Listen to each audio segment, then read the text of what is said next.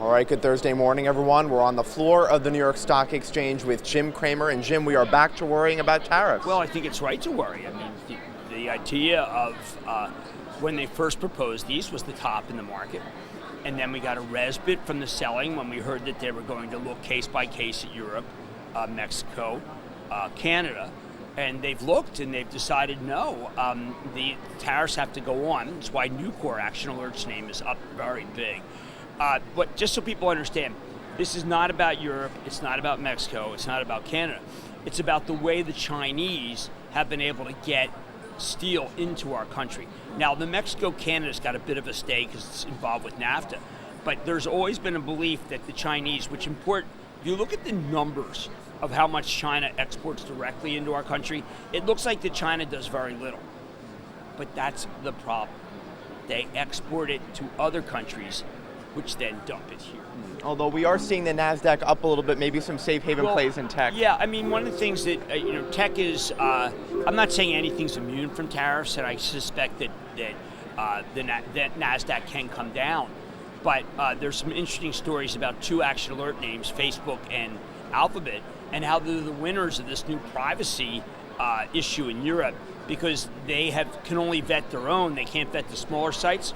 That's kind of an unintended consequence of the privacy rights in Europe. So that's helping the NASDAQ. And when I take a look at the NASDAQ, I mean, a lot of these companies are Internet of Things, and that just continues to roll in a secular basis regardless of tariffs. And a lot of them are Cloud King stories, which again, like New Relic, like Salesforce, continue to do well because of secular growth. So the secular growth stories are versus the cyclical growth. Cyclical growth losing because of belief that there will be tariff wars and their earnings will be hurt. Yes, it seems like these tariff worries have pushed the 10-year worries to the back burner. 10-year yield still below 3%. Yes.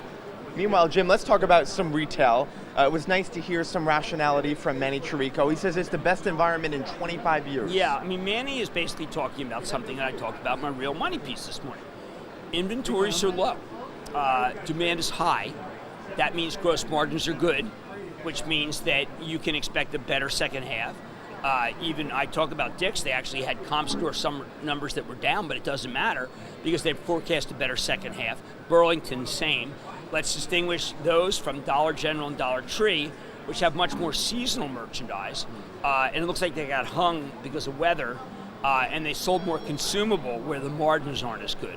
So there is no real read-through, Dollar General, Dollar Tree, to the rest of retail, particularly not to apparel, where PVH is coming on very strong.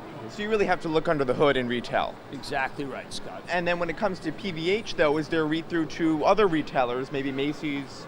Yes, Macy's, and another Action Alert's name, the one that he really highlights, is Kohl's.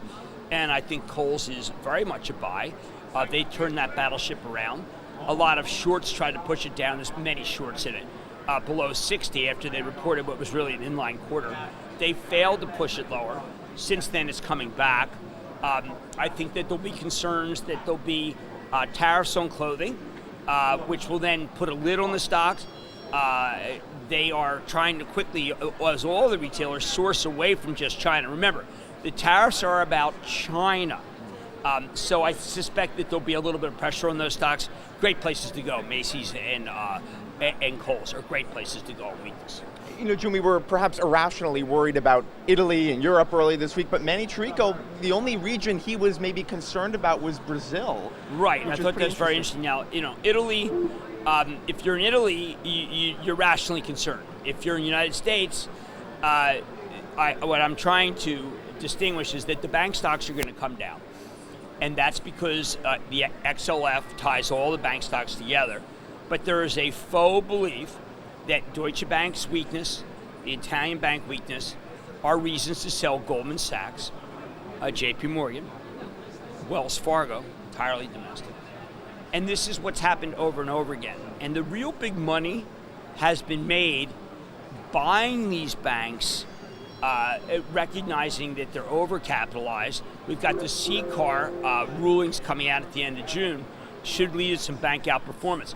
So, you have to deal, I don't want to call it stupidity, but you have to deal with a very uninformed nature of the interrelations among the banks, which then cause the bank stocks to go down, which then take them to 12, 13 times earnings, which then bring value buyers out, which then brings a rebound. But all this has to happen first, and you'll see the Dow Jones average go down, filled with the big multinational companies and banks. And there's nothing you can do. I mean, the real nimble people can sell these based on the uninformed sellers and buy them back. I don't think that many people are all that good at it. But this should be a down day because it was a down day when the president announced the tariffs to begin with. Then it was an up day when they said they were going to stay the tariffs till they figured out who was really a bad actor. And now it's a down day again because they put the tariffs on. So the market was falsely flat to slightly down at the beginning. And this should lead to a real down day. This is very different from Italy, which was an isolated case. This is very real, and people have to recognize that the market's not ready for the tariffs. And Jim, you've been warning us about these tariffs since early January. Yeah, I mean, you were ahead of everyone. Thank you. Look, I mean, the president, Peter Navarro, who believes in the tariffs, was basically had a scold tantrum against Mnuchin. And the fact that he wasn't fired for that shows you where the president's loyalties are right now. And I think it's very important for people to look at their portfolio and recognize that their multinational portion of the portfolio will get hurt here because the hedge funds know that these are companies that have a lot of their growth from China, and the growth from China could be cut back simply because what's happening is this is something that's unexpected, and those stocks had just moved up. So they are going to go down today. And we're seeing that in Action Alerts Plus, right? You guys have repositioned a little bit in the past couple months to more U.S. domestic companies. We have done that. We could get hurt on 3M, which I think had a very good meeting yesterday, and Honeywell. But I want you to watch the program that we devote for Action Alerts so the Action Alerts Club members don't feel I'm giving away information that belongs to them. Jim, who do you have coming up on Mad Money tonight? I have Nutanix, which is a kind of a classic hyper-converged solution. It's a way to be able to have your web and eat it too, so to speak. Very fast grower. And then Vici is a 6% yielding real estate investment trust. They call themselves experiential. They bought the Caesars properties, and it's paying a good distribution. I'm trying to work with TheStreet to build up its fixed income seeker portfolio product, and this is the kind of thing I'm looking at as maybe an interesting piece of paper for that particular newsletter. All right, Jim, thank you. We're going to continue talking about stocks on Action Alerts Plus, and Jim, we're now taking member questions. So join the club and ask Jim a question.